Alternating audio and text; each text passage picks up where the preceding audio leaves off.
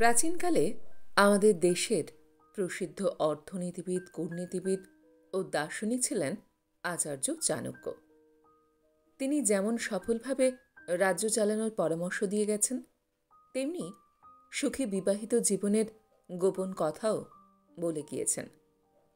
অত্যন্ত বাস্তববাদী ও তীক্ষ্ণ বুদ্ধিধর এই জ্ঞানী আচার্যের উপদেশ চাণক্যনীতি নামক গ্রন্থে মুদ্রিত আছে। তার উপদেশ ও পরামর্শ আজও আমাদের জীবনে কার্যকরী ভূমিকা পালন করে। আজকের আমরা জেনে নেব দাম্পত্য জীবনে সুখ বজায় রাখতে স্ত্রীর সামনে কয়েকটি কথা না বলার পরামর্শ দিয়েছেন চাণক্য। চলুন তবে শুনিনি সেই পরামর্শগুলি কি কি। 1. চাণক্য নীতিতে বলা হয়েছে দান সবসময় গোপনে করতে হয়। চাণক্য বলেছেন যে এমনভাবে দান করবেন যে এক হাতে দিলে আপনার অন্য হাত কিছুই জানতে পারবে না, তবেই সেই দানের গুরুত্ব রয়েছে। সবাইকে জানিয়ে যে দান, তা দান নয়, আত্মপ্রচার। তাই কাউকে কিছু দান করলে সেই কথা নিজের স্ত্রীকেও বলবেন না, এর ফলে দানের মাহাত্ম্য কমে যাবে। 2. প্রতিটি মানুষের কোনো না কোনো দুর্বলতা থাকে, কিন্তু সেই দুর্বলতা সবাইকে জানিয়ে বেড়ানোর কোনো বুদ্ধিমানের কাজ নয়। নিজের স্ত্রীকেও নিজের দুর্বলতার কথা প্রকাশ করবেন না। আপনার দুর্বলতার কথা তিনি জানলে দুঃখিত হবেন।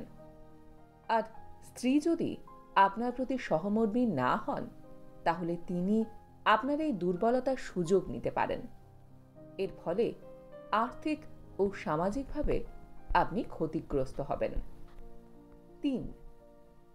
বাইরে কোথাও আপনি অপমানিত হলে তা বাড়ি ফিরে স্ত্রীকে না জানানোই ভালো বলে পরামর্শ দিচ্ছেন আচার্য চাণক্য। কারণ যতবার আপনি এই অপমানের কথা বলবেন, ততবার আপনি মনে মনে দুঃখ পাবেন। 4.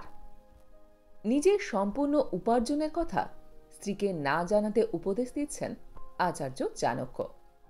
অর্থাৎ আপনি ঠিক কত টাকা রোজগার করেন তা স্ত্রীকে বলার দরকার নেই। কিছু টাকা সরিয়ে রাখুন, এটি ভবিষ্যতে খারাপ সময়ে কাজে দেবে। আবার স্ত্রীরাও স্বামীর অজান্তে কিছু টাকা খারাপ সময়ের জন্য সরিয়ে রাখুন। চাণক্য বলেছেন যে সংসারে স্বামী ও স্ত্রী পরস্পরের পরিপূরক, তবুও এদের মধ্যে কিছু গোপনতা থাকা জরুরি। সব কথা পরস্পরকে জানিয়ে দিলে দাম্পত্য জীবনে অশান্তি দেখা দিতে পারে।